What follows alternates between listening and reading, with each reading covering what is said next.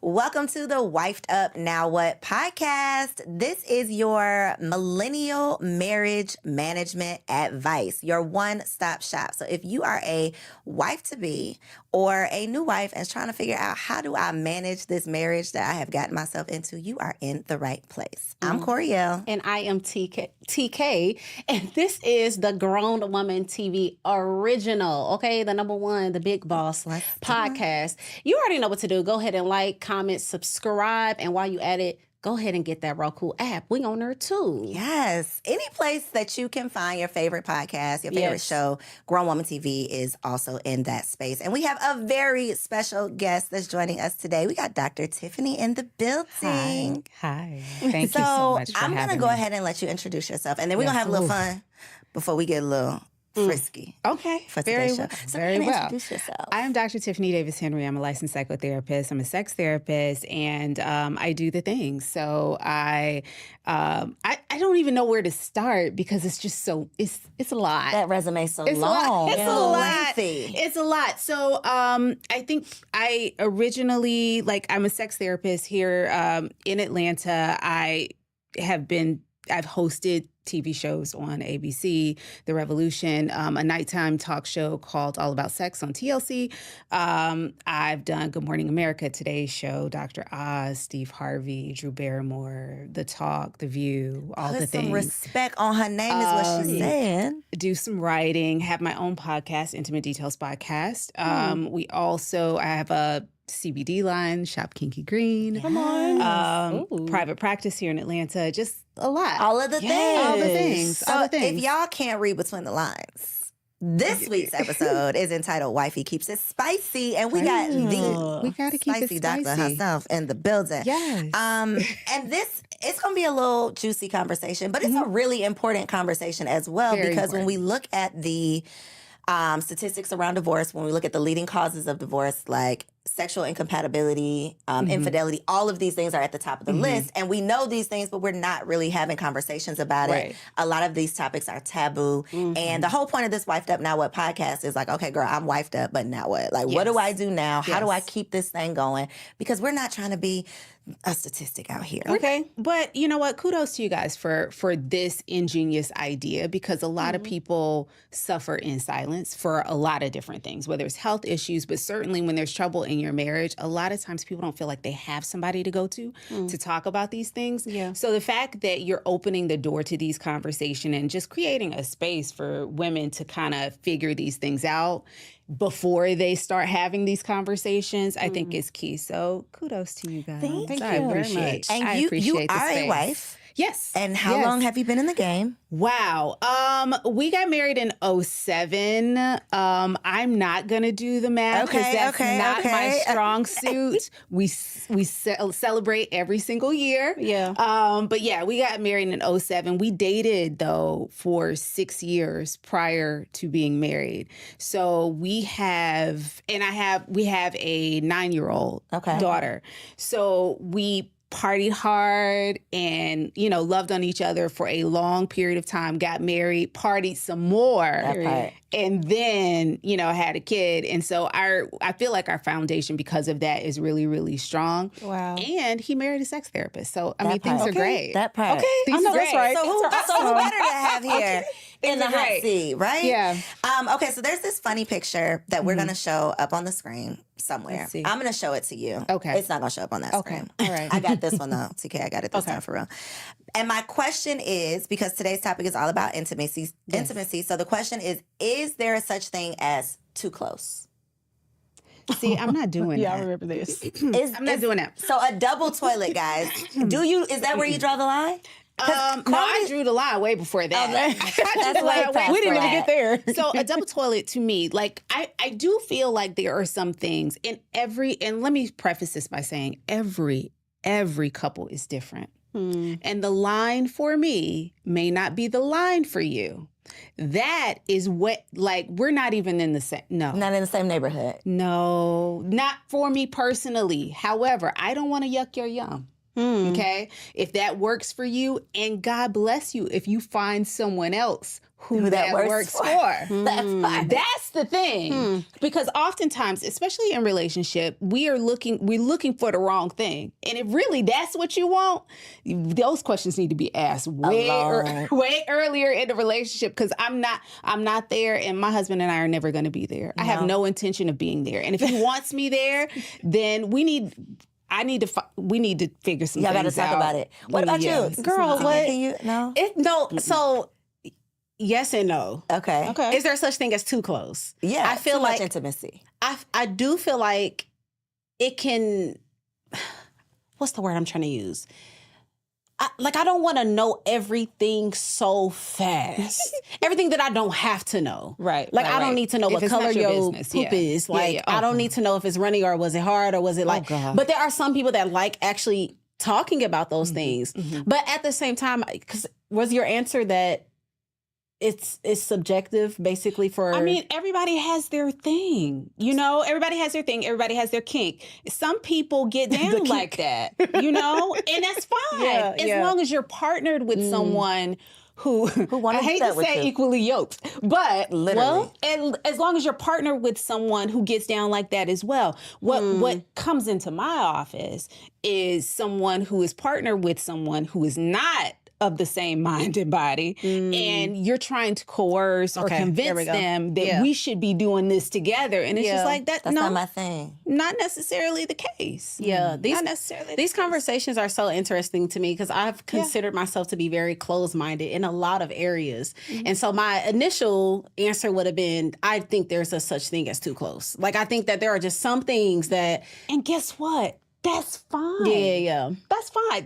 It's so fine to maintain that boundary. It is. You give yourself permission to maintain that boundary if that is your boundary. Yeah.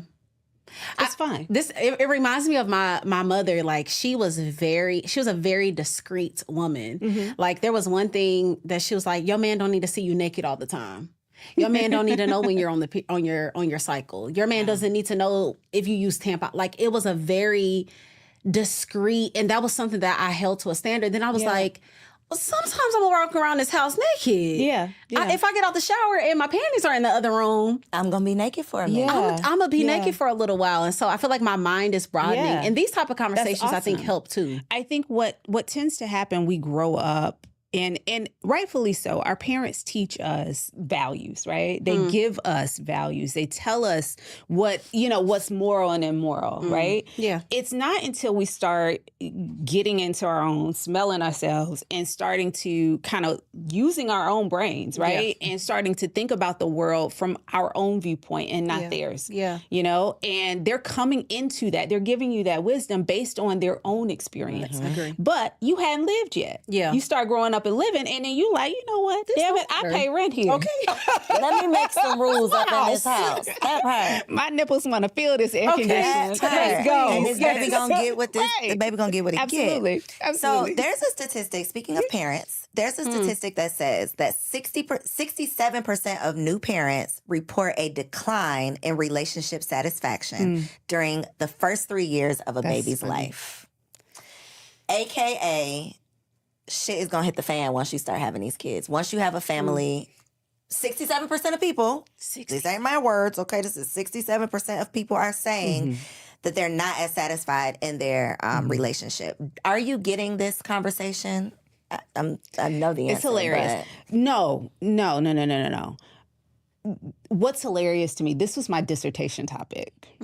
It was low sex desire in women, a comparative study amongst stay-at-home and working mothers. Oh, talk about it, please. And, well, here's the thing.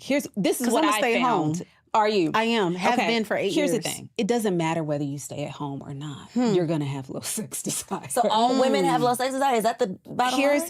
Oh, my God. At some point, I'm not saying that you do, right? At some point in our lives, the statistic is that 80% of women at some point will have low sex desire. That does not mean, and I think that number is low, actually. I think that at some point we all do. right? And it's dependent on so many different things. It could be dependent on illness. It could be dependent on medication. It could be dependent on hormones. It could be dependent on stress, lack of sleep, depression, the fact that I don't like the person that I'm sleeping with, you know, cheating history. It could be dependent on so many different things. There's so many reasons. And that's what the study ended up finding was there are so many different reasons why a stay-at-home mom might be super exhausted. Number one, her day is 24 hours as opposed to going to work at a job for 8 hours and then coming home. Out. Help. Right? So if a stay-at-home mom could get up at 8 or check in at 9 and then be off the clock at 5, she'd have energy for a lot more. I pray my husband tunes in to this podcast. But the fact of the matter is, at 5 o'clock, she figuring out what dinner is, and at 6 o'clock, she trying to make sure all the homework and all the homework, for the kids. baths, all of that. Hopefully, she gets to watch her own TV program. Oh, no, maybe, but she's probably continuing doing all of the things that happen. So she works, ending up working like 12, 14-hour days as opposed to an 8-hour. So to think that at that point, this tap comes on her shoulder and all she wants to do, wants to do is be left alone and sleep and do what she wants to do. So, I mean, we all experience it. And I think when we start to be honest about that and give ourselves permission to feel how we feel in whatever moment, but also to advocate for ourselves and ask for what we need in the time that we need it. And hopefully we've partnered with someone who recognizes that and is willing to give us that when we need it. Marriage requires so much self-awareness. It does. Because your husband will pick up things about you that you may not even picked up about you. Baby. Like you don't even know the root of course not. The things to be able to communicate so that he can understand. Of course not. Yeah.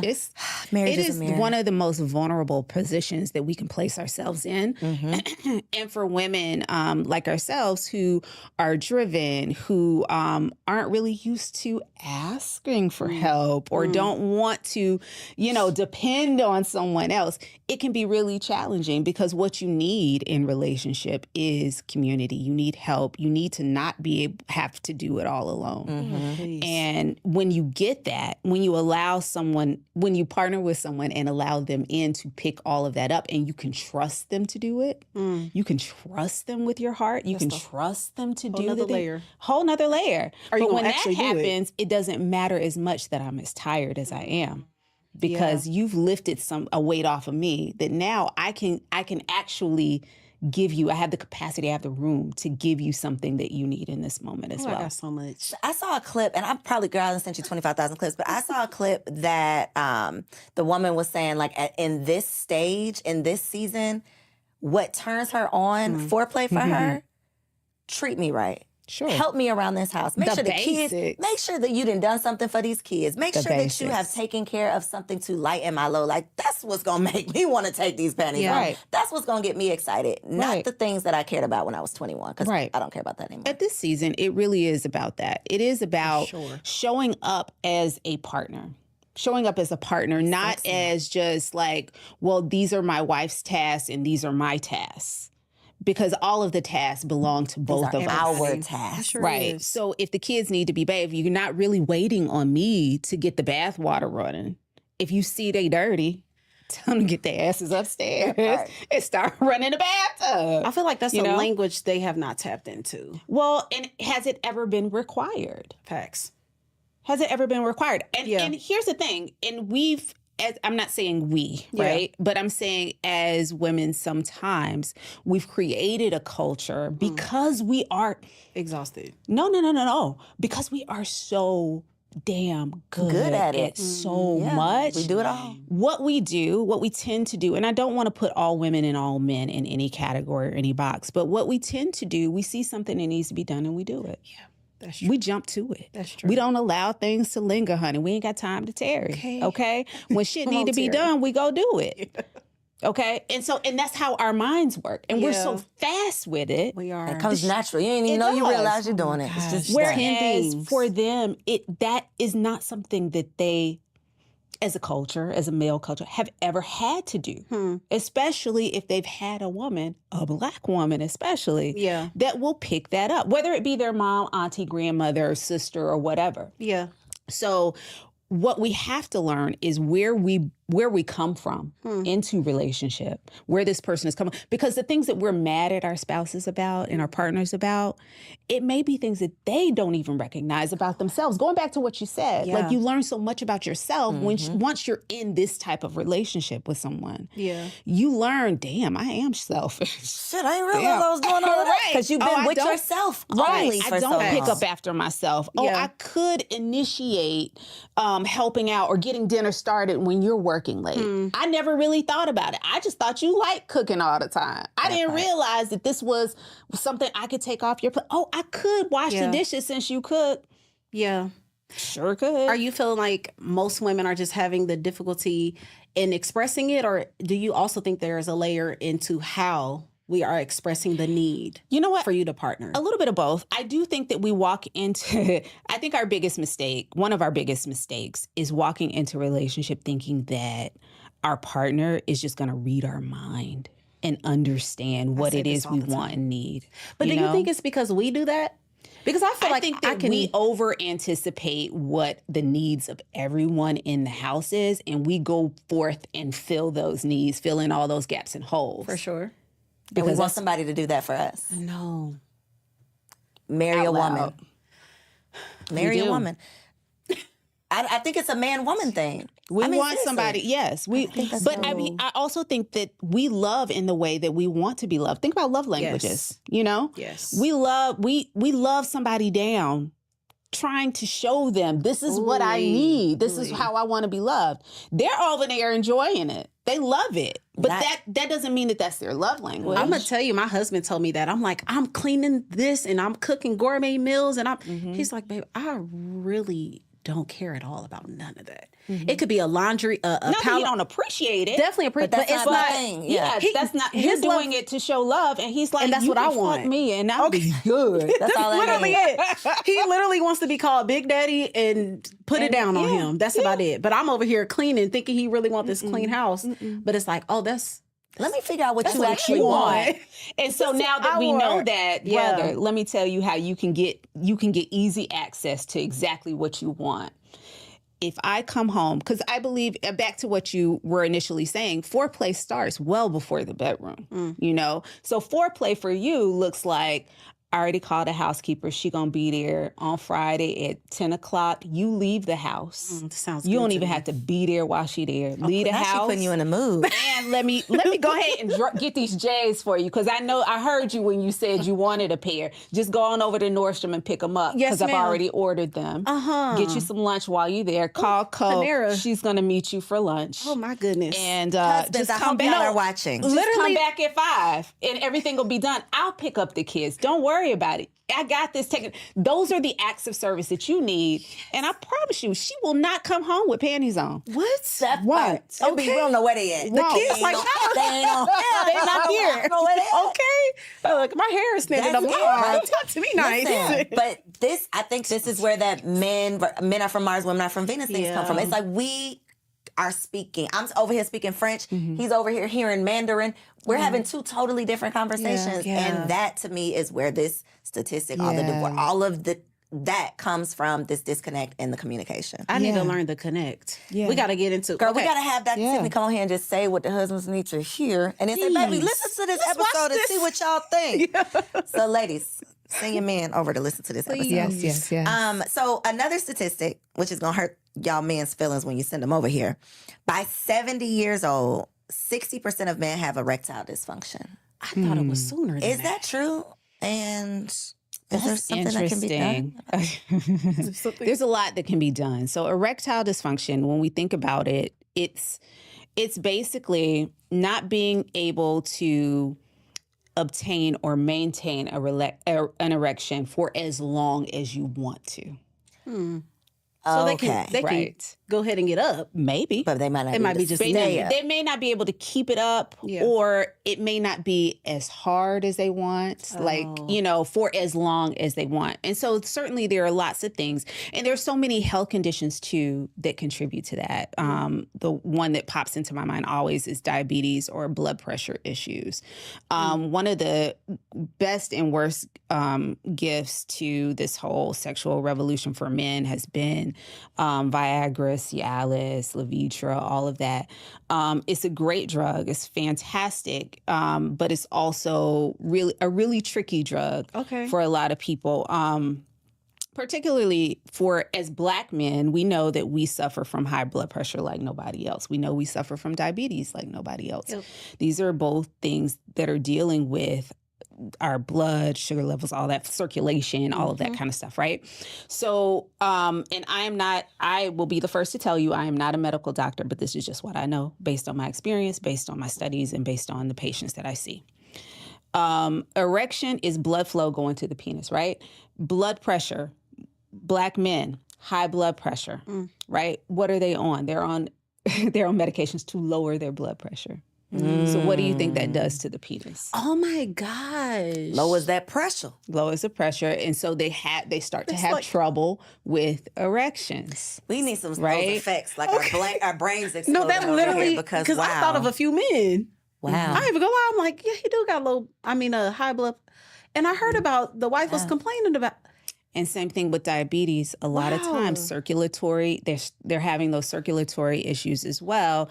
And, you know, they're on medications to lower the blood pressure, to manage all of these things, but they also can disrupt blood flow going to the genitals as well. Wow. And so then the problem with medications like Cialis, Levitra, Viagra, not necessarily problems with those medications. When we don't understand the physiology of our bodies and we just go get one of these pills off the street because insurance and not having it, or having to just get one pill because they cost so much, right? You go and take this pill and you're undoing all of the good work that you're doing with this. Yes. And so you're seeing a lot of people in hospitals with heart issues or having heart attacks because they're taking something to raise their blood pressure that's already high, you know? So I always ask people to just really be careful, be honest with your doctor about what it is you're taking, putting in and around your body, because that is something that is not to be, that you don't take erectile dysfunction lightly, but you also, if you have it, you really do want to talk to your doctor, because there could be a physiological reason, a medication issue that's causing it. And those are all things that can be adjusted. A lot of times people get what they'll self-diagnose with erectile dysfunction and just be like, okay, it's over. And it doesn't have to be the case. There could be a medication adjustment that can happen. There are certain exercises that you can do to help prolong. Or like Kegels for men? Kinda. Yeah, Kegels will work. I think we have to figure out. So anytime I see someone with a sexual dysfunction of any kind, I'm trying to figure out if it is biological, psychological, or social. Biological meaning, like, let's say there is a medication that I'm on that's causing it, or let's say you have something like high blood pressure or something like that, and that's causing the erections to not be what they're supposed to be. Psychological, perhaps I have performance anxiety. Or a lot of anxiety around just like having not been able to get it up in the past. So now I'm freaked out about it and I just need to work through that. Stressing yourself out at this point. Right. And then sometimes, like we talked about before, it's a relationship issue. I don't like you. That part. And when your vagina or your penis understands like what it's supposed to do, but your brain and your heart are like, that ain't it, it will not work.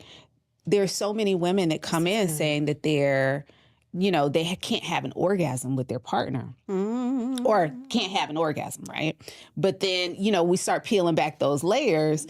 It's really, oh no, I have an orgasm just fine when it's my toy. Okay. Or I've had one, all my life. Is okay, well then what's going on with this one, right? Is it that he's not hitting the corner? Or is it that he hits the corner too much and he's out of the house and he's not respectful and he's with all these other people, and that's what's not allowing you to give yourself fully to this person? your vagina is doing exactly what it's supposed to do. Wow. Your vagina is smarter than you are. You're trying to make this work. And your vagina's like, no, ma'am. we're not here Not for tonight. That part. We're not here for him. Wow. that. Yes. So, yeah. So your mind can want, oh, for sure. but your heart is saying it's not safe. Or your body is physically Your body will shut down. Responding to There are this some person. times when Oh, your or not. vagina, even or your penis, will just shut down on you, and it is not a medical issue. It has a lot more to do with either the psychology of what's going on. Maybe you're stressed. Maybe you're anxious. Maybe there's trauma. Maybe there's so many other things going on, or perhaps there's something wrong in this relationship that is not happening that should be happening, or vice versa, or. I mean, it could just be functional. It could be that like what you're doing is turning me off and I'm not able to do this. This is deep. This You know, is so there's deep. so many layers to it. But there's hope. Sure, of course. So that number does not surprise me that you said by age 70. By age 70, 60%. I mean, yeah, we'll have some sort of and I take it about as literally as I take the other statistics about the women, because at some point there's going to be, if you are a Black man in America, at some point your mind is going to be on something else when you want it to be on this person that's in front of you, and your body will fail you and not perform in the way that you want it to. Okay. So if we think about erectile dysfunction, it's just simply, I want my erection to last Strong and long. strong and long, 5 minutes, 7 minutes, 10 minutes, 15. I'm on 5. And it didn't last that long. And I don't know why. And I'm freaking myself out. And that is erectile dysfunction. It is not functioning Was properly. the 5 long or short? The 5 was short. The average from penetration, average penetrative sex lasts about 5 to 7 minutes. That's Are you from surprised? putting the tip in to ejaculation. That does not include foreplay. It doesn't include any of the other stuff. No, I'm not surprised. This just lets That me is know average. people be lying. No, it's not that people be lying. We ain't gonna say that. I ain't gonna put that on nobody's spirit. Women are saying they're having sex for hours. It could be. They're fools. They could be. I don't know who has time for that. Please I stop. don't. Get somebody I else to don't. do it. How y'all vaginas go through that? Here's the thing. Wow. Here's Just what all the- happens. Pounding. Pound What? town. Because they in pound Well, town. first of all, lube is your friend. And if that's what you're into, again, how we started this, we're not gonna yuck they yum. Okay, no, right, I- right, nothing right. wrong with Let them lubricant. have your There kink. wa- no, let, them have- let you have your kink. You're right. I'm not built for that. You're Okay? right. Yeah. You're right. You're right. I'm You're not right. built for At it. all. I got things to do. I'm Do you trying to think go that to most sleep. women are? You feel like women are? No, I think it's definitely a spectrum. I also think that people are doing things to enhance their lovemaking. Got it. So again, like the Viagra, and there's not a, I don't want to say that they're bad drugs because they're doing a world of good for a lot of people. But one of the things that we really have to look at too, when we're talking to young people who've grown up watching porn and don't know how to have adequate relationships and communication and all that stuff. They've grown up watching porn and watching these images of people having sex for long periods of time. So they come into relationship thinking that sex should and does normally last that long. Yeah. Without realizing that that particular performer has taken Viagra in order to last that long. Yeah. Right? Yeah. So now they have a kind of a skewed reality of what their bodies should do. And that's when they go and seek out these things to last longer without realizing like your penis really isn't supposed to do that.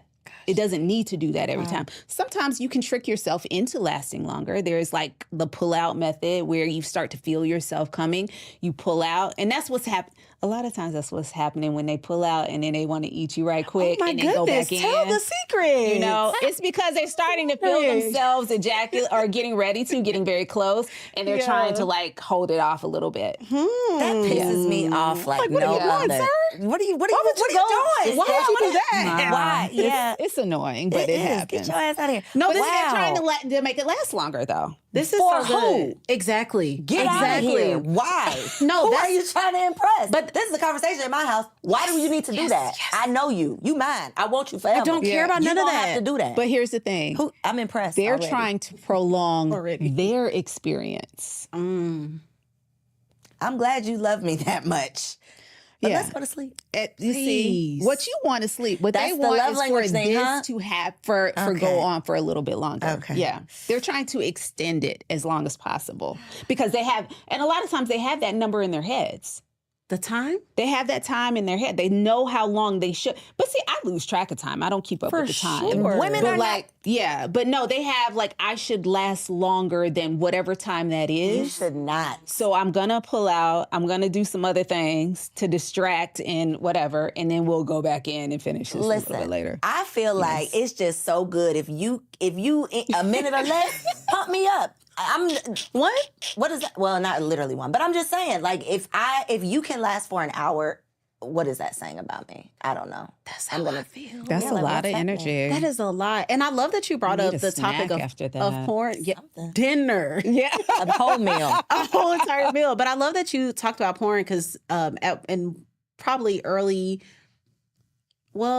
late teens, I was definitely addicted to porn. And so going into my marriage, it was all performance based. Yeah. And I love that we're even having this conversation because I think that even though my husband wasn't addicted to porn or anything like that, he had that number in his mind. And I also had this performance thing in mind. What it should look like, what it should be like, how my body should be, like my boobs don't look like that when I bend over. Right. Hers look like that. But I think this is so good because this opens up the conversation to let off these imaginary standards that we have to keep. And first, I told my gotta husband, recognize that they're imaginary, though. No, that's hard. Yeah, because we're both the realization that this is not real. It's not real. What we saw is not real at all. I done learned about the girls being able. How much? I don't know how much we can say on this podcast. Girl, go ahead. This is your podcast. The girls squirting, having things inserted inside of them to make it splash out. Like so many different. I'm like, everything is fake. And then we had a conversation one day, and I'm like, literally told my husband, I don't want long sex. Like, give me a strong, good little 10 minute session, and I'm straight. When you start going to 30. Who are you doing this? It's just so much freaky talk. I done called you Big Daddy, King, Man of God, Chocolate Nigerian. Like, I don't even have no more vocabulary after this certain amount of time. And any woman that I have talked to, in my experience, most women we just want to feel close. We want to feel intimate. And I think letting off this performance, you got me. Like, you don't have to impress me with even a whole bunch of positions. Right. I don't even think it's about that. I think it is, we have to figure out what it is that they actually need. So true intimacy is emotional closeness and physical closeness. It's both of those things together. And I'm going to speak in very general terms, right? A lot of times what we need is emotional closeness. For sure. That's our need. In order to feel loved, we need to have that emotional connectedness. For men, they need physical closeness in order to feel loved. So a lot of times that need, that skin hunger, that wanting to just be with you in a physical way is a reassurance that you love them. That's what lets them know. For us, like you said, I could take a leave after whatever amount of time, you enter your own amount of time. But if you will talk to me, if we can communicate well, if you understand that I'm tired and you're like, no, sit down on the couch. I got it. Let me do this. Let me put the kids to bed. That makes us feel closer and more loved, right? So what we have to start doing is really, and it goes back to what you said about language too, we have to speak to them in their language in order for them to feel loved. So if what he needs in order to feel loved is the sex. That's so deep. Your message I don't necessarily need it to go long, but I do understand that what you need right now is me. And I'm going to be here for you. Now, after whatever your cutoff time is, I can't come up with nothing else. Okay. It's over. I got no more, like you said, I got no more vocabulary. Okay. All right. There's some lube on the side of the bed. If it gets dry, it's not even... It's not because I don't love you. Yeah, okay, I'm here. Yeah. But understand that in order for me to do that, it works both ways. I have to be able to tell you because they can't read our minds. Yeah. We got to be able to be a big girl and tell them, like, what I need is when you come home, if you can just give me 5 minutes so that I can go sit down, because I've been looking at their asses all day and I'm sick and tired. I want to drop kick one of them. You know? If you could just take them in the other room for me for 5 minutes, God. Yeah. All night long. Then I'll feel sexy. Yes. Okay, for sure. Then Absolutely. maybe I'll feel Yeah. Do you feel pressure to like, because you mentioned it even, Yeah. you know, he married a sex therapist, so it's all good. Is there something that comes along with being a sex therapist? Like, do you always have to be in the mood? No. No, I have to be me. I know that's right. I have to be his wife. I have to be a woman. I have to be, you know, I have to work. I have to, like, we the same, you know? I found someone who does not put unrealistic expectations. So if you think about, so when we met, I was working on my master's in psychology. So that was a whole other type of pressure, because when you marry someone who's a therapist, they always, or date someone that's a therapist, it's like, okay, is she psychoanalyzing me? Or is she thinking too deeply? And really, I'm lazy. I'm not really thinking about all that stuff. I'm off the clock. Like, I just want to be a human being, right? Yeah. And so the same thing as a sex therapist, I know a lot of things. I know a lot of tricks. Doesn't mean they interest me. Oh, that's right. But I like them. I like to know things. Yeah. I'm very curious about those things. So I can professionally tell you everything you want to know about sex, or at least know where to go get the information. I can look it up.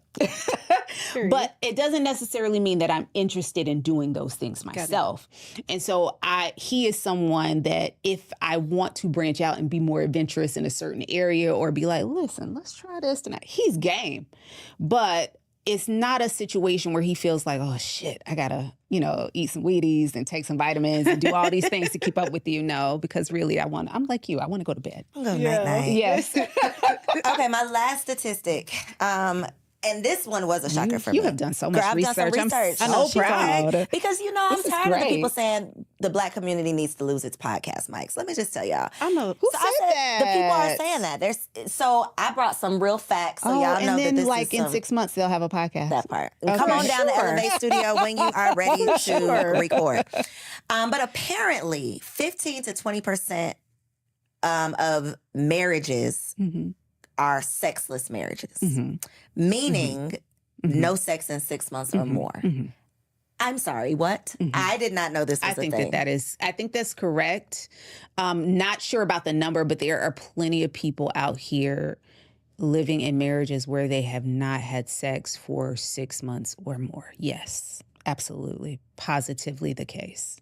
Great friends, good co-parents, sometimes bad co-parents, but yes, living in the same house. Not cheating, just not having sex, for sure.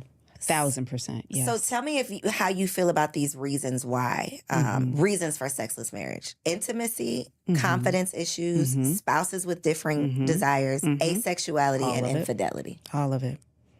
All of it. I see all of it. I've seen cross-dressing, like one person is cross-dressing and the person doesn't understand. I've seen the infidelity and we can't bounce back from it. I've seen I had a performance issue and now I just don't want to try anymore because I don't believe that this is going to work. I've seen like just getting older and injury, my back. Or I got sciatica or whatever it is, you know, and this isn't, and I can't do it. There's so many people that just give up on having a sexual relationship because of incompatibility or because of like, we want two different things, but choose to stay in a relationship for various reasons. Maybe it's finances. Maybe it's, I really love and care about this person. Maybe like I don't believe in divorce or, you know, there's so many reasons, but you would be so surprised. I'm sure, like you said, there are so many people living in sexless marriages that are okay with it too. That part. That are okay with it. There are some that are in it and are not okay. And then we have to work. And those are the ones that make it to the office, quite frankly. But there are some that are content being in that relationship. That number is actually low to me. You think so? I thought it was higher. You think more people are not having sex in their Absolutely. marriages? I'm talking about like close, like in people that know. Yeah. So where does asexuality come into this? Really would like to know that. And can you define it for the people who are unfamiliar? So I really love for asexual folks to define how they, express their sexuality, because I'm probably going to butcher this. But it means not really, let's say not really feeling sexual in any kind of way. Like sex is not of interest to me. It's not something that I think we all, I don't say all. I think that for the most part, the women in this room, right, we have a certain level of sexuality that we walk into. We own, right? We carry around with us. We know, like, there are things that we wear that might make us feel sexy. There are things about our bodies that we love and appreciate and know are just like, okay, someone who identifies as asexual does not necessarily walk into a space with that same presentation and or feeling.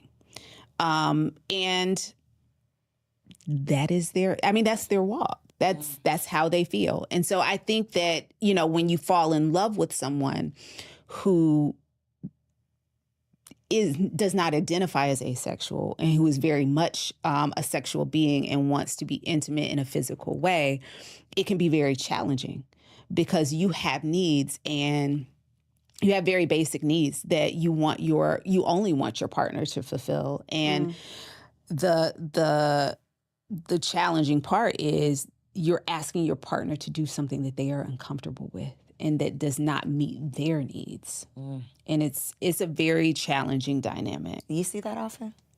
I don't see that often. What I see more often than not is because if someone is asexual or they identify as asexual, they're not coming to me for a fix. They're fine with it. It's the people around them that aren't fine with it. Yeah.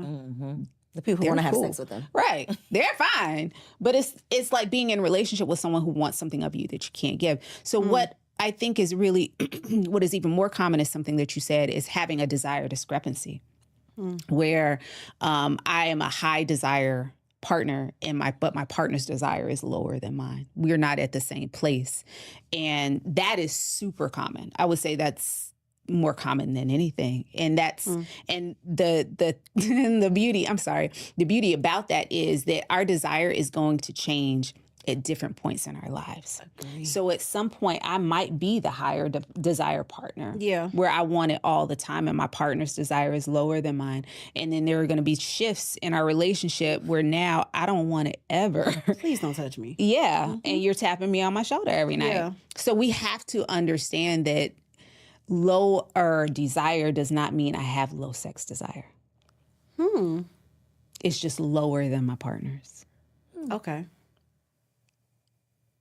But that could definitely cause some stress. It definitely does. The it pressure? definitely does. But what we have to do, so I like to use this kind of analogy, and this is great that you have a visual component to your podcast, right? So if you think about this line here being normal, right? And somebody in the relationship has a desire that is way up here. My desire is still normal.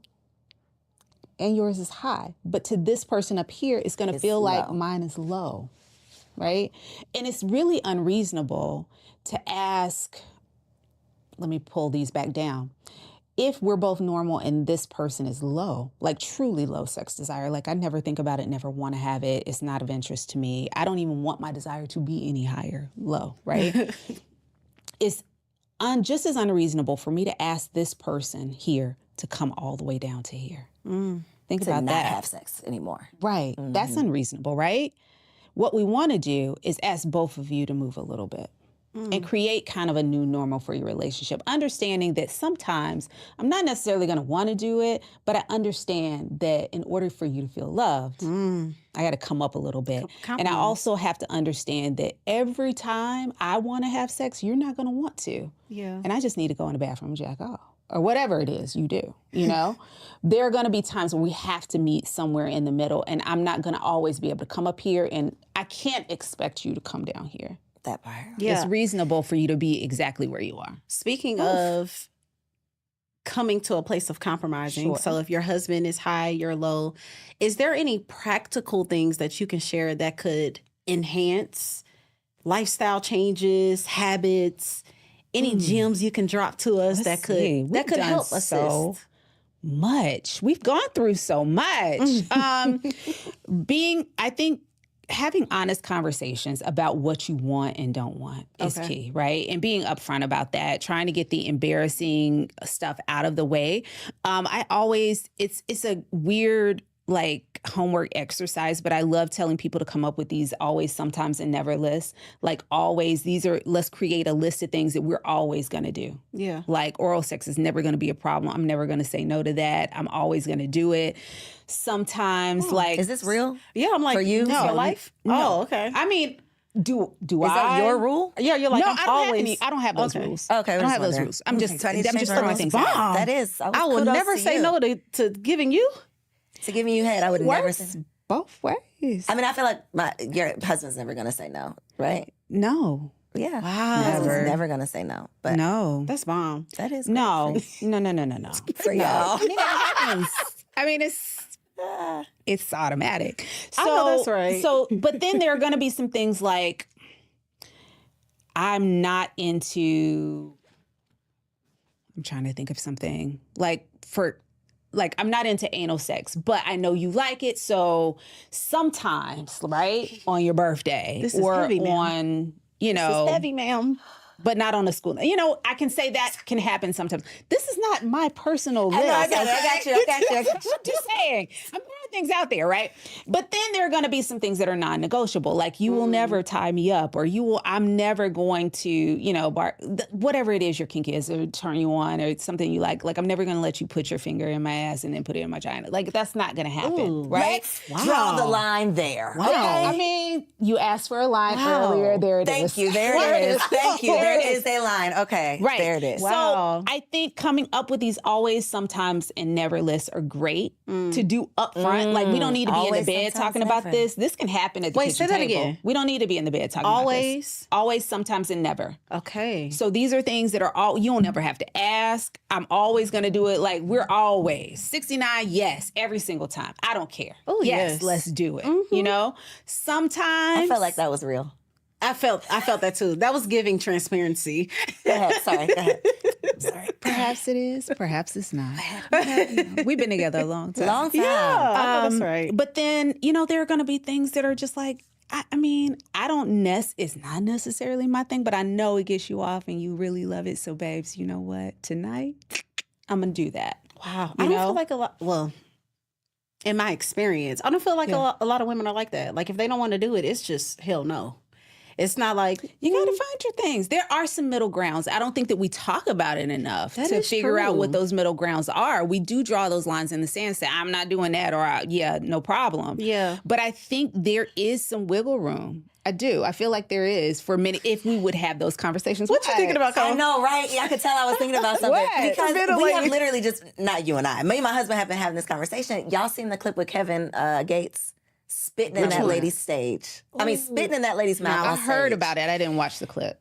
I got to draw a line there. And this was the thing I sent to my husband, like, yo, Don't you ever in your life. This is on the other side for me. Again, no judgment. Do what y'all want to do. Yeah. But that to me is like, there's a line between freaky and nasty, and that's on the nasty side for me. Yeah, sure. That what made me think. I mean, you made me think of that with your always, sometimes, never. Because that's in my never pile. And that's perfectly fine. And I hope that he knows that before he attempts to do that. That part. Yeah. That's why we got to talk. Well, you can't wait and have these conversations after it's done. After it's done, or in the midst of, or right before. Don't have these conversations in the bed. These should be things when y'all are taking that long drive somewhere. Just start having those conversations when the pressure isn't on to do it in the moment. Right. I think I'm gonna revisit this conversation. You gonna revisit it? Yeah. Like it could be, and it could be even like going back to what you said about porn. And I don't know where you are in your journey. 0. But okay, great. So it could be like, that might be a never for you. Yeah. Like I'm never, like, do not introduce that. I can't do that. I don't want to go there again. That could be on your never list. It also might be, I'm not putting this on you, it could be on your sometimes list. Like anniversary? Yeah, maybe. Whatever works for you. Yeah. You guys have to figure out what works for you. So knowing that there are so many different desires, Sure. and obviously we're two different people coming into this relationship. Yes. Everything is different about us for the most part. Including what you said earlier, that you're coming into the relationship with like your parents, grandparents, great grandparents, all the stuff, all the values, everything that they've instilled in you, the church that you might not even understand. Right. And don't agree with it. Right. All in your ear. Yeah. Everything is coming in. Everything you learned and didn't learn. Things your friends have told you that you assumed were real, but wasn't. Things you watched on TV and porn, all that kind of stuff. Yes. I'm sorry. No. That's good. That's great. All of it's coming in with you. So getting out of your head is a real thing. That was advice I got from a therapist a long time ago. I am a very much so in my head type of person. So as a wife, serves you well. It does in some areas. In a lot of areas, it serves me well. In other areas, like being, what's the word? My inhibitions. Yes. You know, just being free. Yeah. I've never had the wild party night where I'm just like, whoa, woke up the next day, like Don't hangover. remember. I'm not that girl. Do you want to have that? I would like to have a wild, with my husband, I would like to have a wild night. Okay. So for women like me who are in their head too much, what advice do you have? Because wifey trying to keep it spicy. Sure. I don't want to be a prude. And I've married this man at this point. You know, I can do the crazy stuff now. Yeah, you How do I can. do it? That's such a good question. You can. So what you're asking is something that I think a lot of women struggle with, and that is kind of just letting go. Part of it comes with time, and letting go is a choice. It is a distinct choice that we make to turn that part of ourselves off that is cautious, that is the overthinker, that is methodical, and that like caution to. And why I say it serves you well, because it absolutely does, right? It's gotten you very far in your life.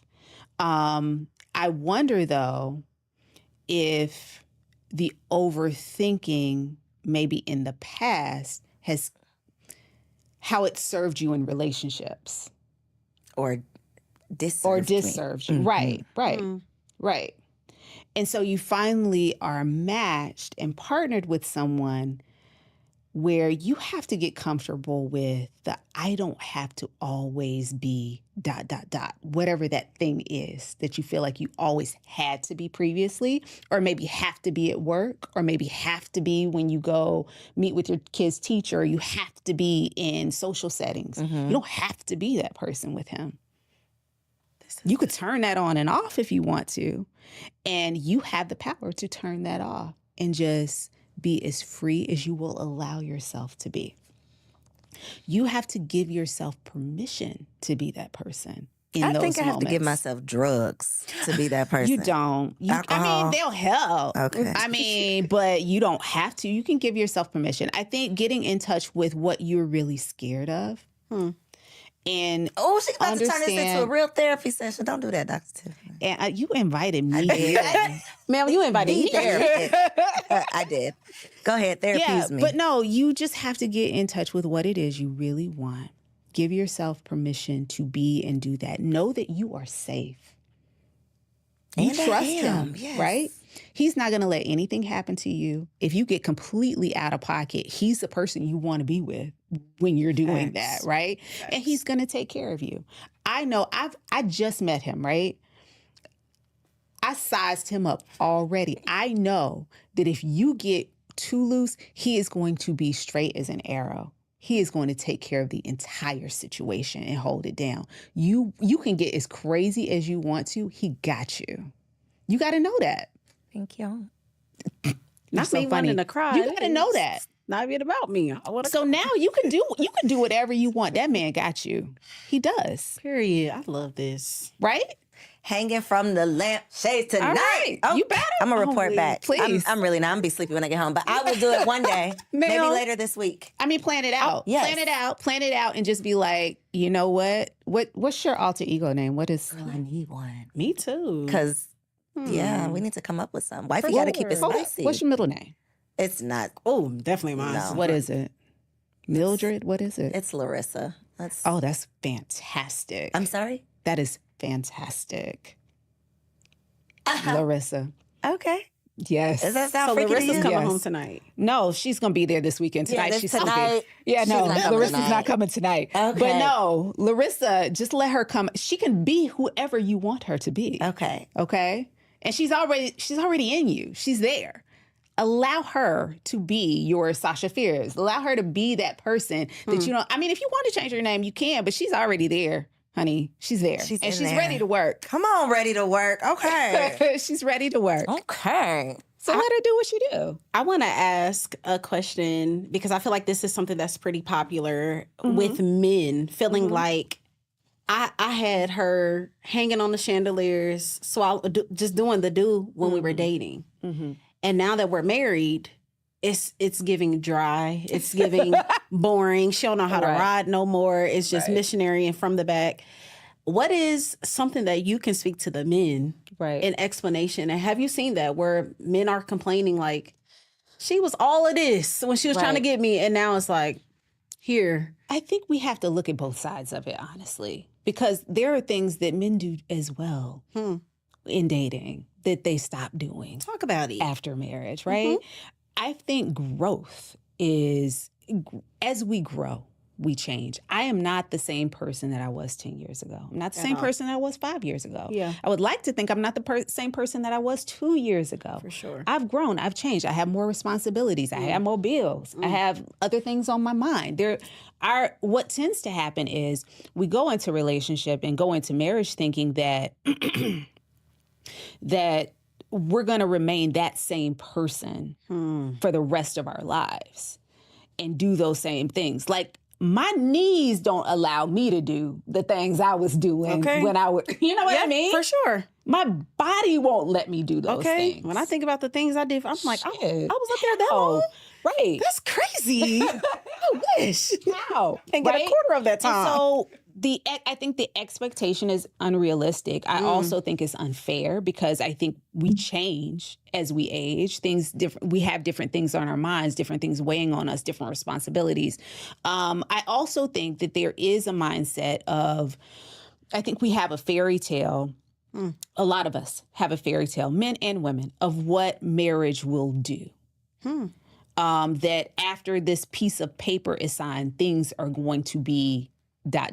whatever kind of way, whatever you have in your head, right? Sure. And the reality is that is a piece of paper. Yeah.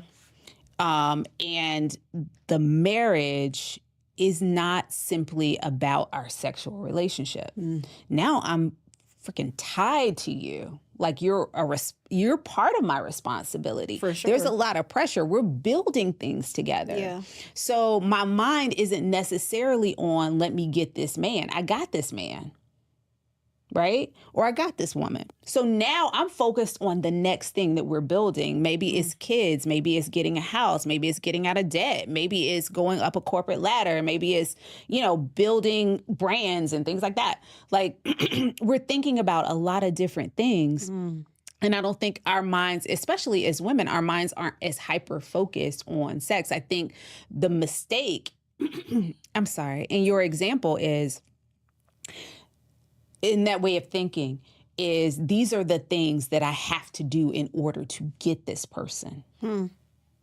Right? So when you hear that from someone, they're thinking, I have to do all of these things in order to get this person to marry me or to get this person to be in a relationship with me. Yeah. But that's not sustainable. My advice would be, whatever you're doing now, can you keep up with that? Because it's got to be in here. It's got to be genuine. And if you're a high drive person and that's just how you roll, then yes, that will continue. But for a lot of us, it is not sustainable. For sure. Especially when you have kids. Yeah. Like how? Kids, business. I didn't have nothing to do before. For now sure. I have everything to right. do. And the expectation of your partner has to change. Because, and it should, especially if he or she is truly your partner and in these trenches with you.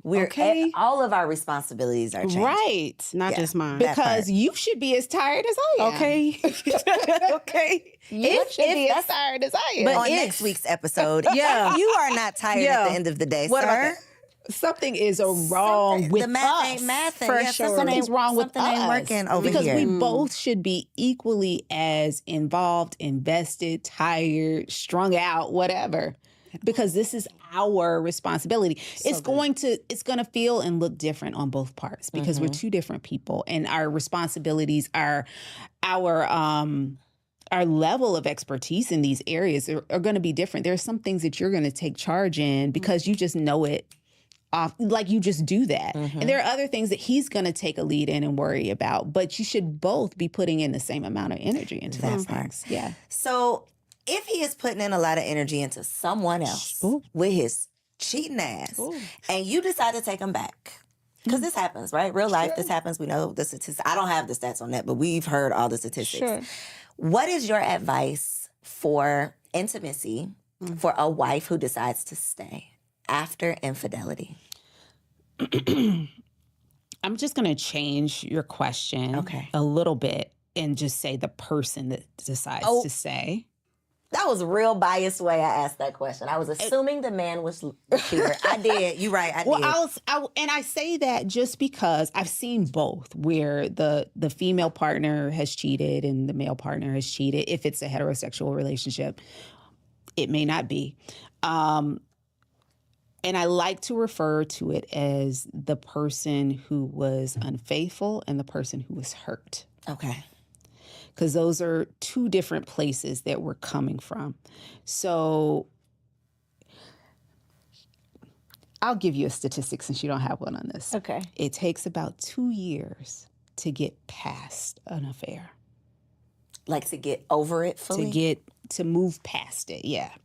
I don't know that you're ever really over it. It's always, it gets smaller and smaller and further back in your mind. But it does, you don't forget it, you know? But it does take 2 years, at least about 2 years roughly, to move past it. The challenge is the unfaithful partner wants that 2 years to move very quickly. They want you, like I've said, I'm sorry, what else do you want me to do? I'm here, like, what else do you want me to do? I'm not seeing her anymore. What do you want me to do, right? And they want you to move very fast and very quickly through your grieving process of this old relationship and how these things went, and they want you to forgive and let's move on. The hurt partner, though, also has to, and this is a little challenging. We have to think about, as the hurt partner, what did I do or not do that made being unfaithful a viable option?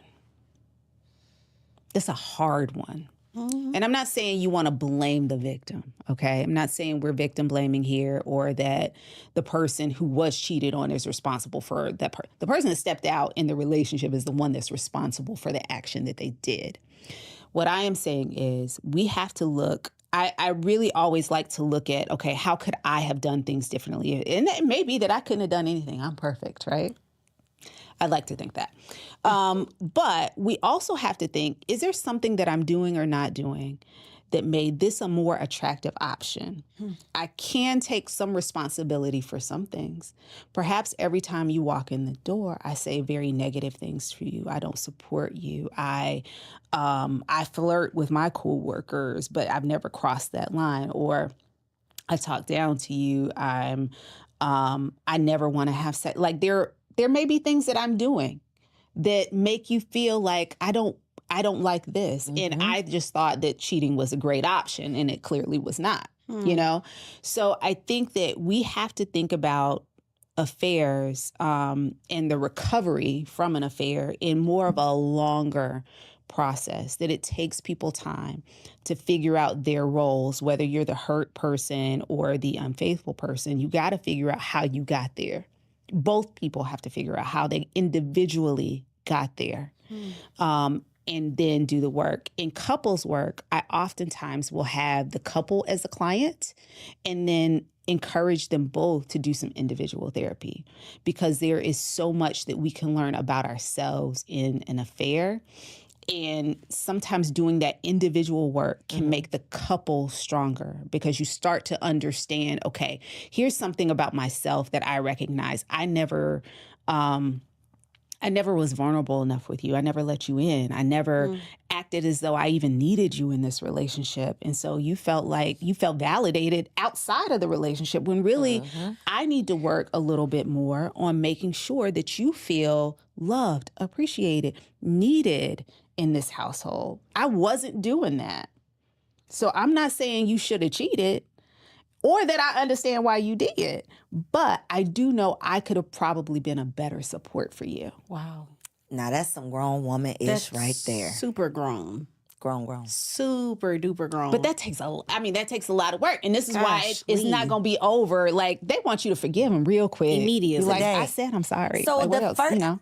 I have, thankfully, I mean, I got cheated on in college, but that don't count. So I've never been in a real adult, relationship and gone through something like this. But I can just imagine if I decide to stay, the first time we have sex again, I can just imagine what that would be so like. Many things. I'm thinking, and I'm already in my head person. Yeah. So I can just imagine how tough that would be. Gosh, It's tough to even get to the point of having that first I sexual imagine. experience, right? And then you're thinking, okay, especially if there's so many layers to this, right? Because what if their quote unquote reason, right? The reason that they tell you that they had the affair is because, well, our sex isn't great.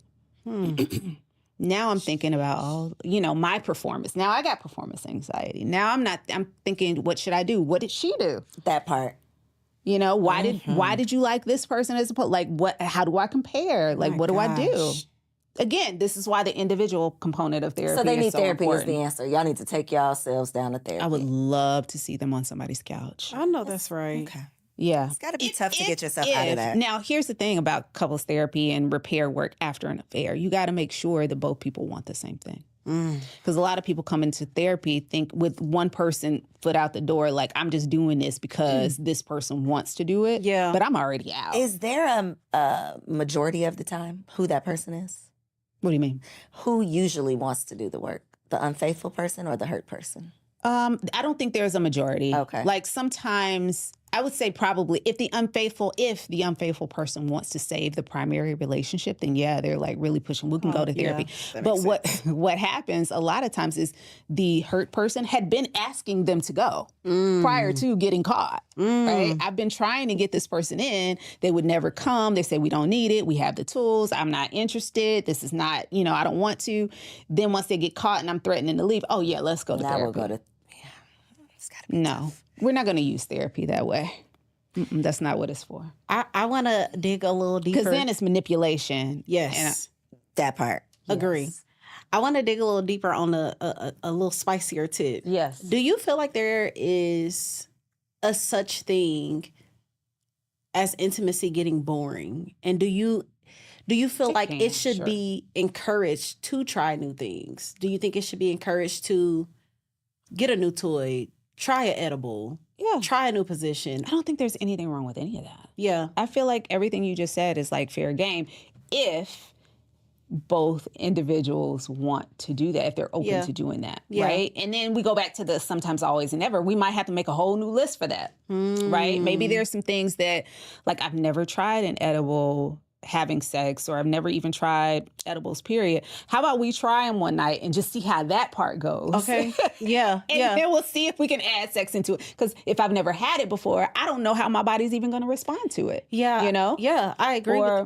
Go ahead. I was going to say, like, there are some things, I've had conversations with women that they didn't even know they liked a certain kink until they tried it. Until we just tried it. It's like, oh my gosh, I love being chained up. Yeah. Oh my God. And it's like, well, if we would have never explored, and the reason why I asked this is that I feel like, so me and my husband, we have a marriage ministry. We have talked to so many different married couples. And a lot of times the men are complaining that the women are doing the same thing, or they're lazy, or, they nothing has changed. And so I'm interested to see, like, do we think that some things can stay the same?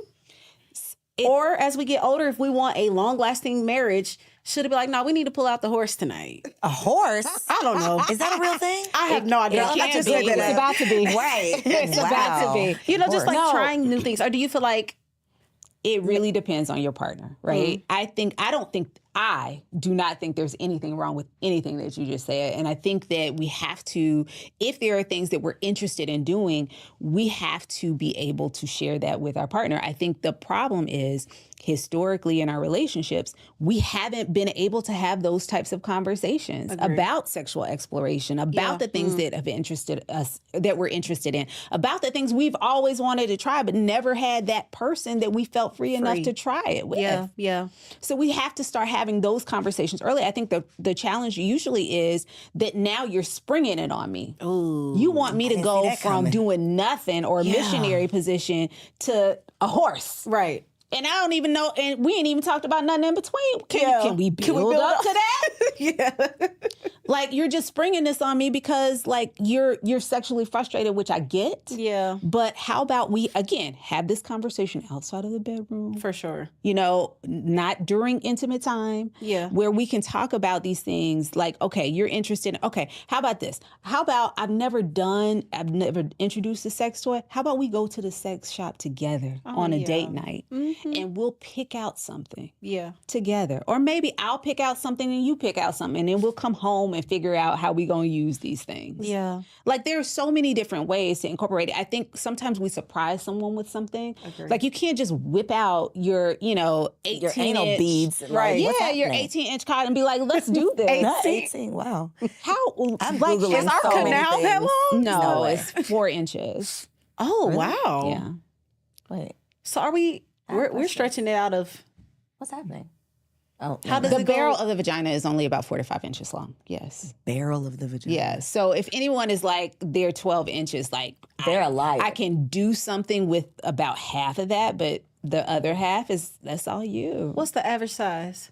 Of a penis? That I don't know. That's a great question because the size changes, As you get older? Yes, but no, when it's flaccid Oh, okay, and then yeah. when it's hard. So, yeah. Oh, Jesus, y'all, this is a little... I have to go read my textbook on that one. Yeah, I would haven't- love to know forgot that. number. Come on, I would I'll love to know email that. you. Please do. I'll let you know. I would love to know Okay, that. I have one last question before we, Yes. and this is not on the paper, but before we get to our game, from a sex therapist. Yes. What is your advice on threesomes for married couples?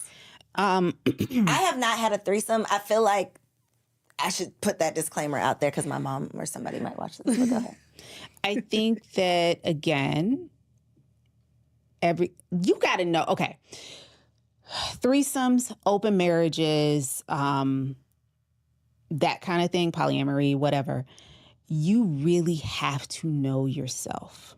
And you got to be honest with yourself about what you can and cannot do, what you can and cannot tolerate, what you can and cannot put up with. I know for me, I don't share. I want to focus on one person, and I want that one person to focus on me. So I know that I am not cut out for that life, okay? I also know that I'm not going to be good watching or giving permission for my partner to do anything with anybody else but me. But that's me. I think too often people find out or they're introduced to threesomes or open marriages, open relationships by a partner who wants to explore that, or that's something that they're used to and that they've always done and that's their thing. And a partner will go along with it in order to either please, keep, maintain, whatever, that relationship. And if you can't handle it, you got to be honest about it. And you have to let it go because it will do nothing but break your heart. I have had so many couples come in where, again, there's this desire discrepancy where one person is very much gung-ho. The other one might have agreed to it at some point and said, yeah, I'm open to trying it or I'm willing to do it. And then they realize that they can't, that it's too much and that and then they don't know how to get out of it. They come to you? Because, yeah, they don't know how to get out of it because it's like, I did agree to this, but I don't like it. And the other person is in very deep and it's just like, I am loving this. Right, paradise. And you were okay with it. You gave permission for it, so I'm good. Yeah. It's a very, very tricky type of relationship and it is not for everybody. And I'm not saying don't try it. but be very honest with yourself about what you can tolerate and what you absolutely know that you cannot. And if you are the jealous type, it is not for you. Probably not for I me. have so many directions I want to go in that. What you want to say, girl? So, one, I am with you. I first of all, my faith and my belief, I believe that man and woman are made to be two people in a marriage. But when I hear this movement of threesomes and the poly or whatever and all of that, something that you said that I have not experienced, but have been around people that I have experienced is he was into that or she was into that. And so he's a great man. Like there was someone that I know who never was in a poly relationship, but she was like, there's really not too many great men left. And if this is his requirement, I'll be okay with that. And so, but are you really okay with it? Like, of course not. Yeah. And my point that I'm making is I haven't met too many, let me say this to be very clear. I haven't met any women that have had threesomes, that have been in poly relationships, that was doing that before, that was really into it. It was something that was typically introduced by the man. It's like, well, he's a good man. And I'm going to leave this because he just want to, what can this really hurt? And so it's been interesting learning that women are doing it more and more. But as I talk to them, they're really not necessarily happy. don't want to do it. And so there's this thing where I'm like, are we lying to ourselves? What gets me though is what the person that allows you or wants you to do something that you're not comfortable doing.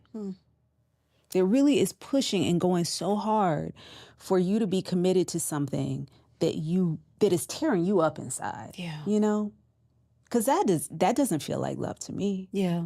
And if It they really can't read doesn't. the room, Yeah. what kind of relationship is this? Yeah. Yeah. So I've seen the other side. I don't know if y'all saw the Brother Husbands, the show, where it's the one wife with multiple husbands.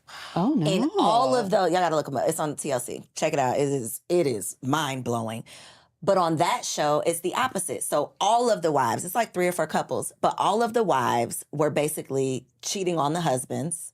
And then the husband didn't want to leave the wife, so they just decided to open up their marriage. And that's how they ended up being poly. But I have not seen a couple where we were both into this, we both decided to do it. They Yeah. might say that, but if you dig a little bit deeper, it's always like, well, one has started to step out, or well, one was starting to feel some type of way. And in order for us to keep this together, And based on my professional opinion, right?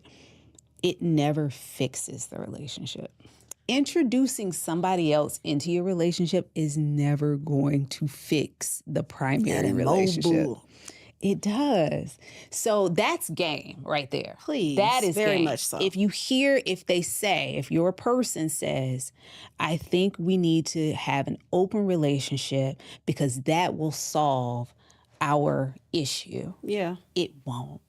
It he absolutely playing in will your not. face, or he or she. I need to stop. Yeah. acting like Okay. that. I'm Right. sorry. Only He or men she cheat according is to playing in your face. Black men don't cheat. That's the thing, Yeah. right? Okay, it's game time, guys. All right. Ooh. Oh, sorry. Thank you. Okay. Ooh. So, fun. Dr. No, you Ted- get one. Oh, I you get one? yes. Oh, It's- yep. Okay. We're playing Okay. Have Fun Have fun or or Run. We don't have any sound effects, so that's why I had to do Okay, that. great. In So- post, you can fix that in Exactly, right? post. There So we go. I'm going to read a statement. This is for my single ladies out there who are interested in becoming wives, right? okay. So put yourself in this position. We aunties right now, okay? Oh. Big sis. Oh, I didn't You realize. big sis. Yeah, I'm TK, like, you not I'm auntie. not You auntie big yet. sis. But they come to you and they're like, yo, I am dealing with the man who, and then we're giving them advice. Got it. Have fun or run. Okay. Got it.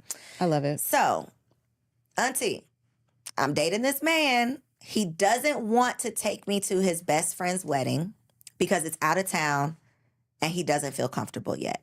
Should I run or have fun? That's so vague. It's very vague. It is because you don't know how long How they've been long? dating. Exactly. That's my first question. Yeah, I don't know Listen. how long y'all are. Yeah, I don't know how long y'all have been dating. I think that it's fine. Like if y'all have been together for 3-4 years, then problemo. For sure. But if it's been 6 months, like he don't know you that well, and you don't know him that well, and like have fun with your girlfriends that weekend and Relax. make him miss you. For sure. Let him know that you're having fun that weekend while he's gone. And yeah. Family is a big deal. Yeah, it like, is. meeting to me, because I know some people, they done met 10 girlfriends and boyfriends. My family met 2 people, and the first one was a mistake. So we take meeting family. We work out or not, mama gonna be mama, daddy gonna be daddy, boyfriend. Right. I mean, not boyfriend, but best friend is gonna be best friend. I'm not introducing to no little floozy. So depending on how long they've been dating. Yes. Okay. Yeah, I think so. Okay. Okay, so I'm dating somebody, but they think marriage is unnecessary because you don't need the government all up in your business. Oh, okay. Run or have fun? I know I'm like half. I would say run. Okay. And I'm saying run because you guys don't want the same thing. Okay. Yes. So you want to be married. This person is telling you that they do not. And so you kind of need to not be there. This is the same thing as far as poly and threesomes and everything. Like, it's hard. we're forcing, It's hard. but like we're literally forcing. I'm forcing you to be faithful And to it me. doesn't work. It Well, never works. So in Yes. this case, If marriage is your requirement, if you're bending on that, then what if it force was the goal. So what Exactly. if it is a let me not misquote any religions because y'all will cancel me for that. But there are some religions, right, that do not require government To be paperwork to be married. So if you are of a faith that has a spiritual marriage or something like that, does that change y'all's answer? But does he want to even do that? Yeah, so he just doesn't want the government in their business. He doesn't not want to be with you. It's not that he's not committed to you. Oprah and Stedman. Like, It's Oprah and Stedman. Y'all can be together just wanna forever. He be- just don't want the government in his business. I'm going to say have fun, niece. That's what I'm going to say. I'm going to say have fun only because this is an actual conversation that me and my husband had.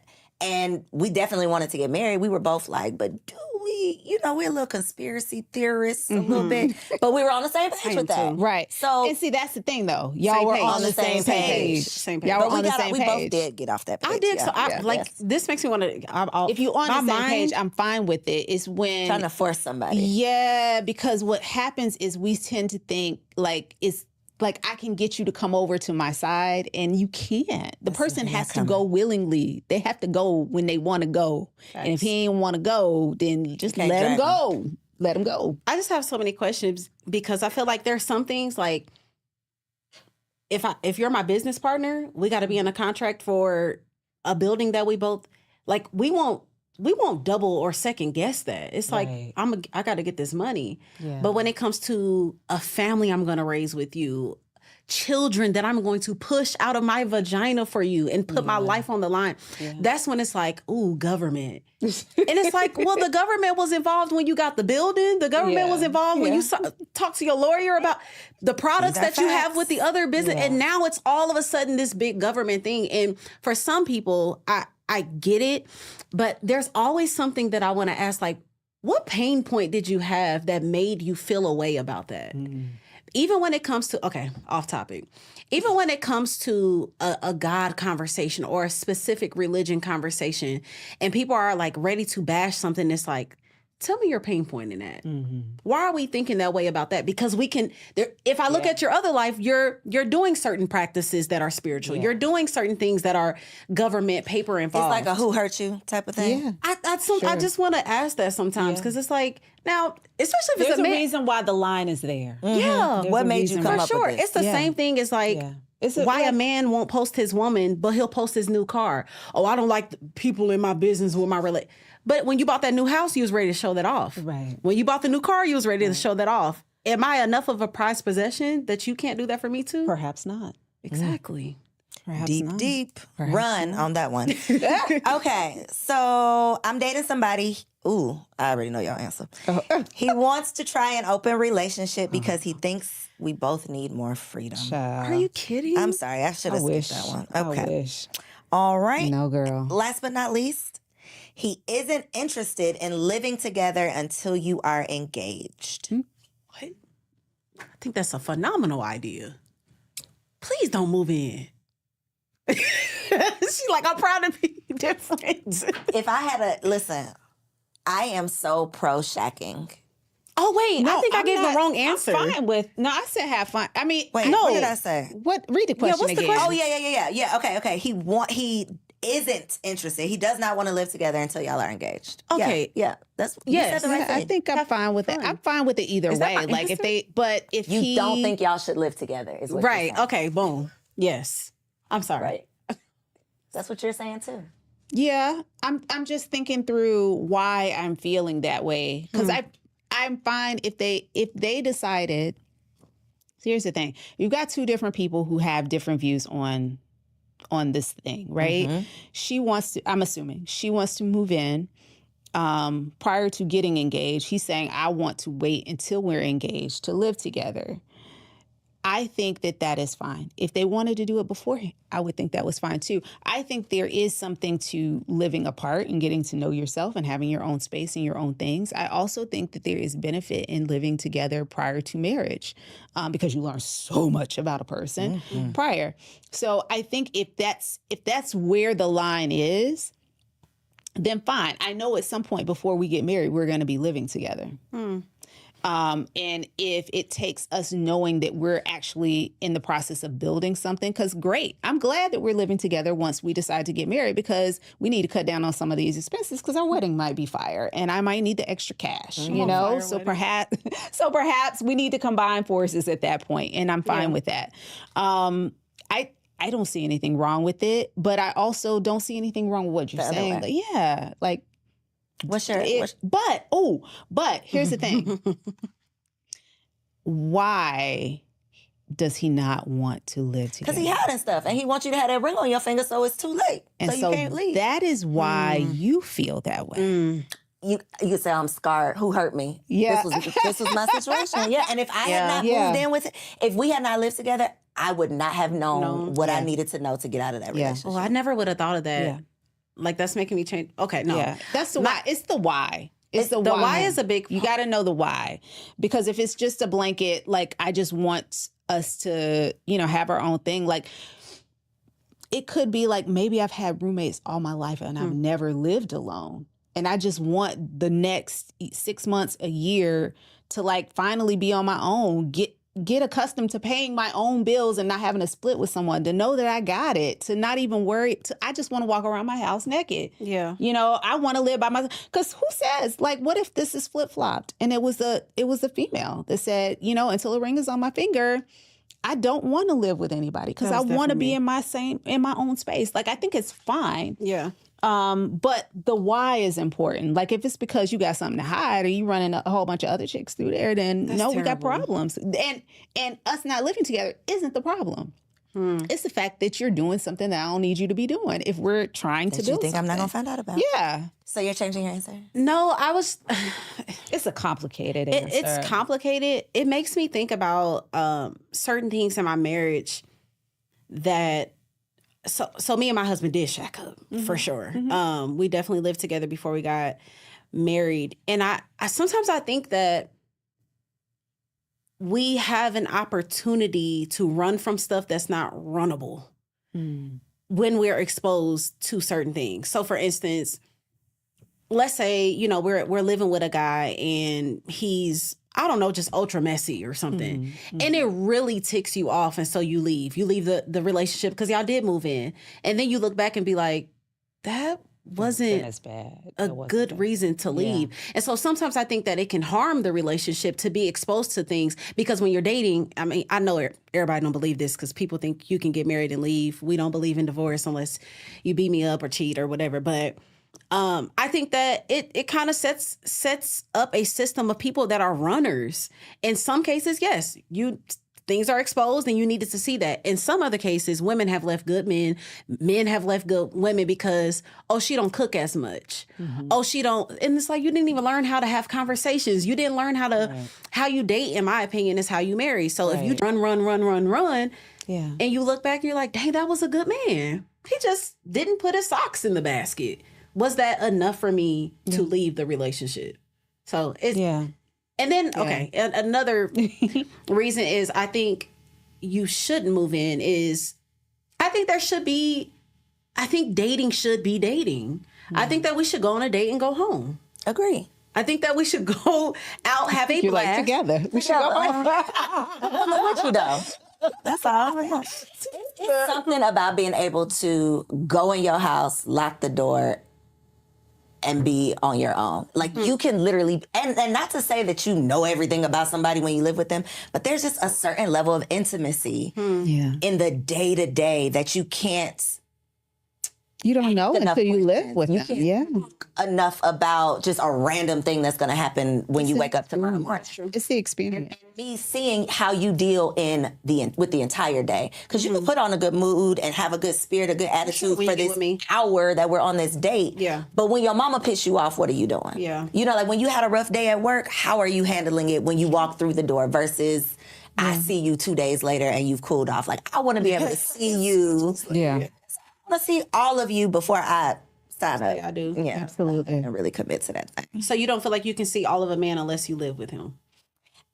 Again, I'm speaking from a scarred PTSD position that in my situation, if I had not lived with him, I would not have. He was good at hiding and another situation. God delivered me. Sure do. Go ahead. No, go ahead. I was going to say, because I just wonder for some women, like how many times do they have to do that?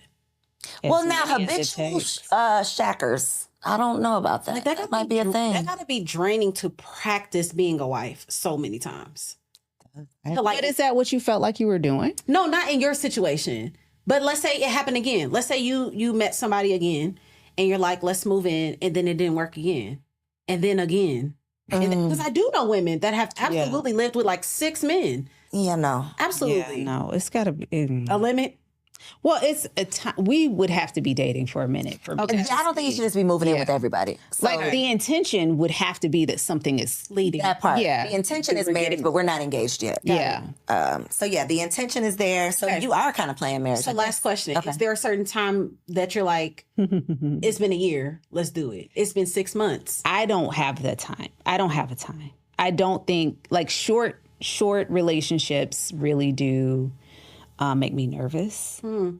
Not personally, but like when I see someone where a relationship is moving very, very quickly, like we met each other and then 2 weeks later we're moving in together, and like that's absurd to me.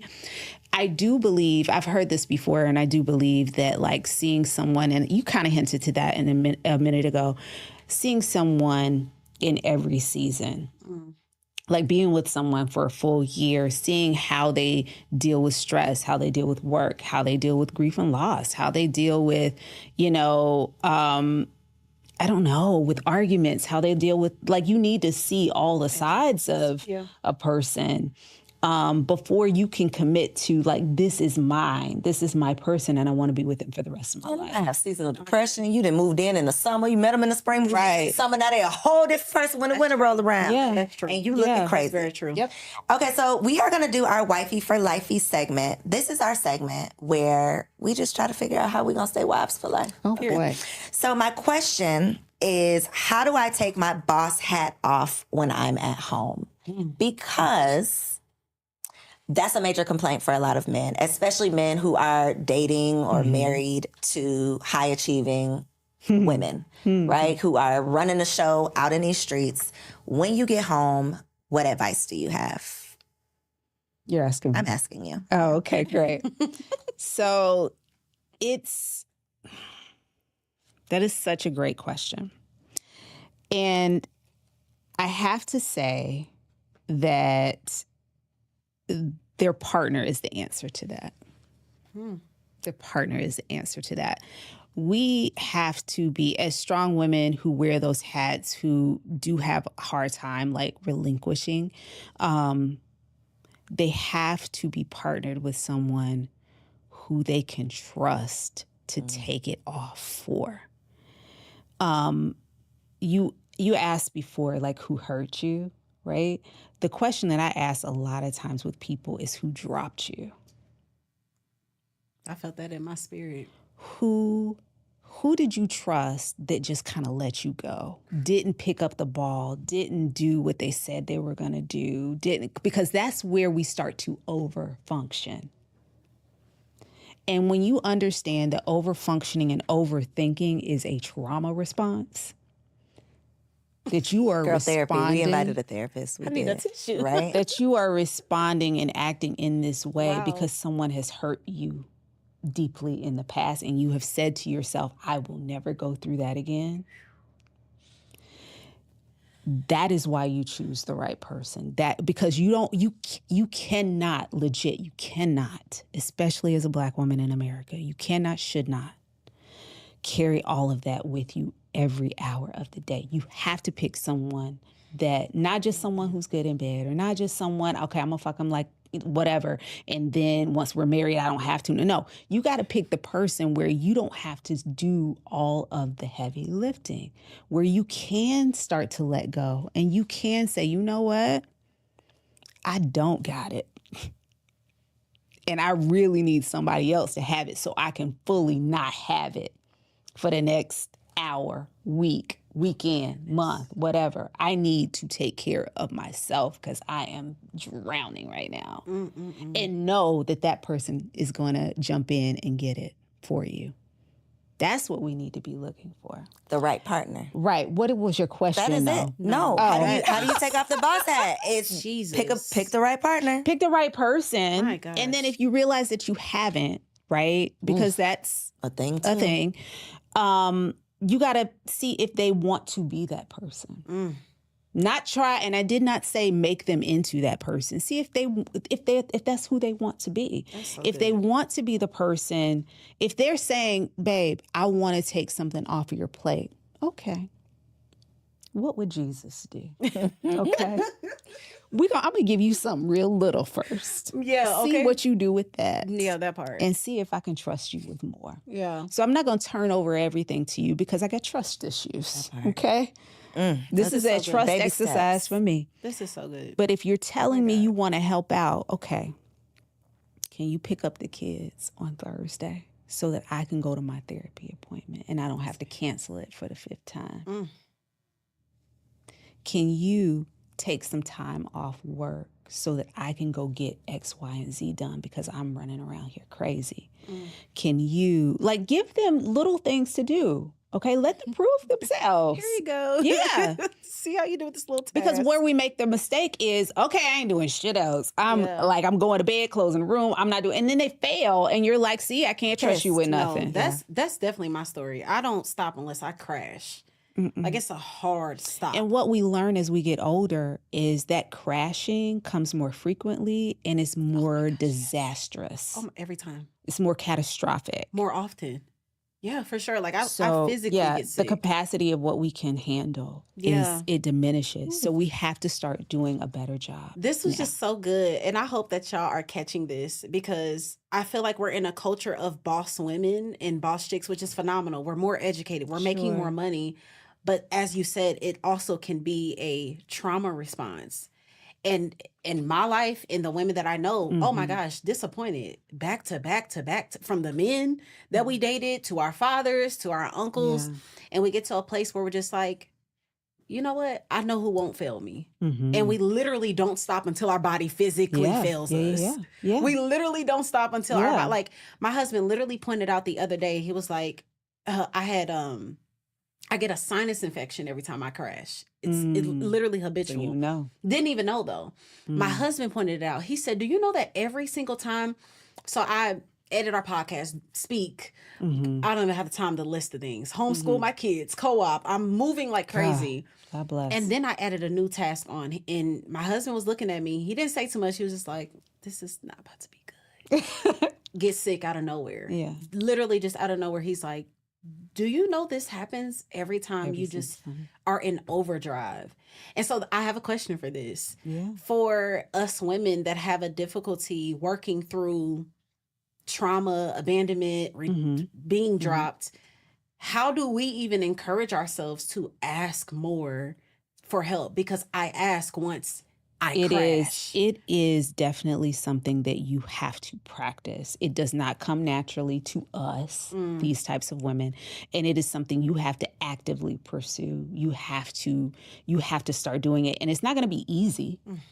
I think that therapy helps, and talking these kinds of conversations help because you have someone that reminds you that you're not doing it alone, that reminds you, hey, you have a partner. Your partner has said, ask me. Here I am. Yeah. And they, again, can't read minds, so they're not going to volunteer to take something off your plate. And their hands have probably been smacked the last time they tried to take something off your plate. So they're just waiting on you, right? Well, it's the smacking hand part. They're just waiting on you to tell them what to do because they don't want to do it wrong. Yeah. Right? That's big. So they don't jump in. Yeah. And help and take over. How you wash the dishes and don't wipe the counters? See? Y'all, I just asked my husband to do something that I was dreading asking him to do. And he texted me yesterday and was like, I love this new job I'm doing.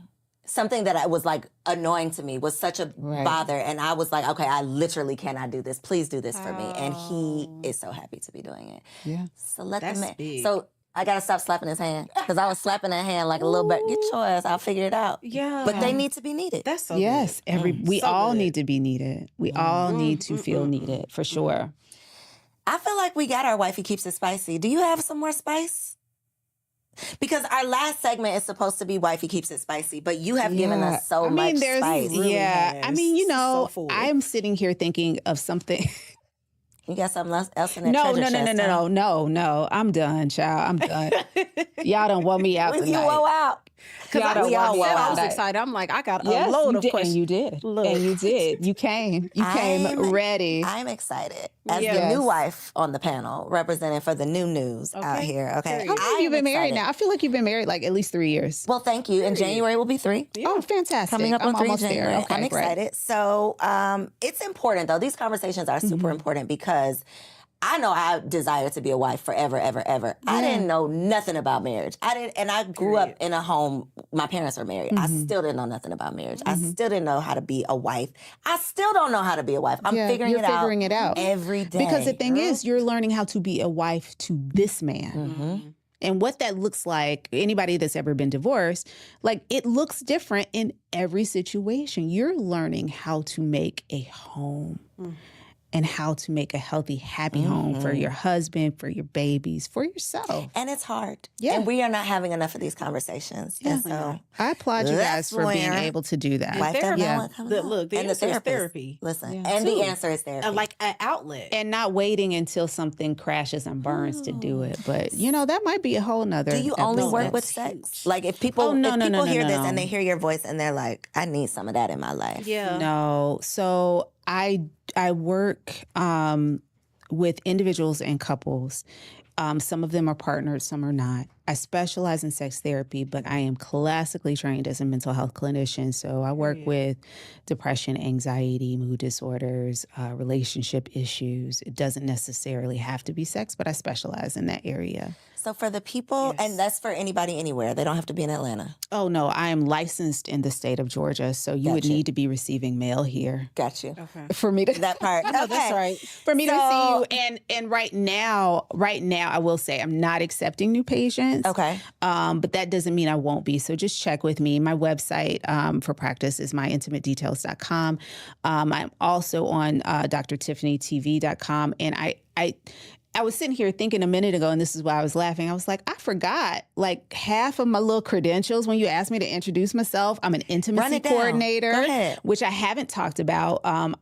So part of one of the ways that I transition my career, because I do believe in multiple streams of things, of the coins, I use my expertise in psychology and in sex to do work on camera and also behind the camera. So many of your intimate scenes with nudity, with simulated sex, things like that in television and film, I choreograph those. I work with the actors to make sure those things look real, even though they are not on camera. So what you see on camera it comes a lot of times from obviously the actors and good writing, but also good intimacy coordinators who make sure that it looks as it should on camera. And that's what I do. Who even knew that was going on behind the scenes, baby? A real production. Wow.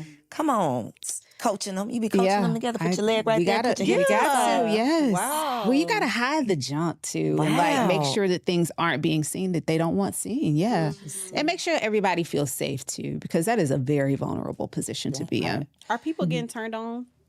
on the scene? Sometimes it does happen, and it's not like, your body it responds to things, right? You rubbing can't, and touching. Yeah. So you don't fault someone for that, but you also make sure that we have things in place to help with that. So it may be putting a barrier in between people so that there are things keeping them body parts from touching. Yeah. And then sometimes you just need to kind of, okay, let's take a break for a minute and get cooled off a little bit, and then we can come back and do this at another time. So. Oof. Spicy. I know. Super spicy.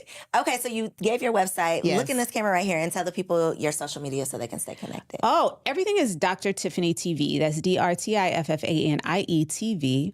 And that is on Instagram. That is on TikTok. It's on YouTube. And then also drtiffanytv.com. Intimate Details Podcast. Intimate Details Podcast. We will be coming back, I believe, in January. We may have some stuff sprinkled in before then, but definitely hard in January. And we really do create an open space, just like you are, for people to come in and talk about the intimate details of their lives, emotionally, physically. We talk about sex. We talk about relationships. We also talk about so many different things. We've talked about wine. We've talked about, different types of medical issues. We've had some GYNs on the show to talk about stuff that's going on with females. I mean, we talk about everything. Everything runs. No, it really, really phenomenal. runs. Yeah. And so it's been a really great podcast to do. I've had a lot of fun with it. And so much so that I needed a little bit of a break to kind of recalibrate. It was heavy. It was very heavy. And it made me kind of readjust kind of how I wanted to do this next season and next iteration of episodes. And I'm really excited for what we have going forward. We're excited. Because if y'all enjoy this episode, you definitely have to make sure you go over and subscribe Thank you. to Dr. Tiff's podcast. Thank you very Intimate much. Details. We'll make sure we link it down below. Thank you so much. I Y'all, appreciate that, sis. Spice, jalapenos. I want to Yes. see habanero peppers in the comments, Fire okay? kind. Because Lit. bomb.com. Yes. If wifey don't know how to keep it spicy after this episode, sis, that ain't your right husband, okay? Okay. Dr. Tiff said if your body ain't responding, it ain't you, boo. It ain't your body, it's your boo. I mean, it could. She ain't say that. There's a lot I of said. things. Yeah, you guys. I said, that was me. Yeah, that's what you wife heard. Come now, That's don't what come you looking for heard. her. Come looking for me. Make sure y'all like, comment, subscribe, share this video, all of the things. This is a Grown Woman TV original. See you next week.